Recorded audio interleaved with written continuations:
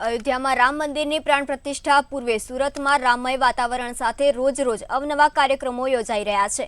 ત્યારે સુરતમાં કતારગામ વસતા દેવડી રોડ ખાતે 1400 કિલોથી વધુ રંગોનો ઉપયોગ કરી 11,101 સ્ક્વેર ફૂટના વિસ્તારમાં આબેહૂબ રામલલ્લાની રંગોળી દોરવામાં આવી છે। આ રંગોળી 40 બહેનોની 15 કલાકની મહેનત બાદ તૈયાર થઈ છે।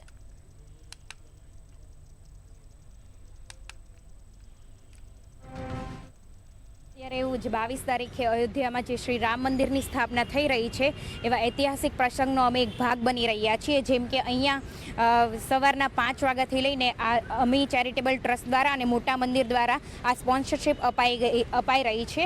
તો અમે અમારી ટીમ લીડર છે નૈના કાતરોડિયા, એમના હેઠળ અમે 40 જણા ખૂબ જ 5 વાગ્યાથી અહીંયા ખૂબ જ મહેનત કરી રહ્યા છીએ અને રામ ભગવાનને એક સમર્પિત એવી મોટી 11,111 સ્ક્વેર ફૂટની રંગોળી તૈયાર કરી છે।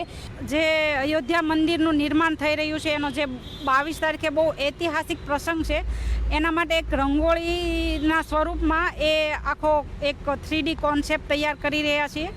એ રંગોળીની સાઇઝ 11,101 સ્ક્વેર ફૂટ છે।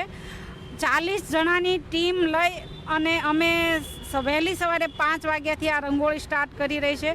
બ્રેક લીધા વિના કન્ટિન્યુ અહીંયા 40 લોકો અમે ટીમ વર્કમાં કામ કરી રહ્યા છીએ અને એક ભવ્ય રંગોળી બનાવી રહ્યા છીએ।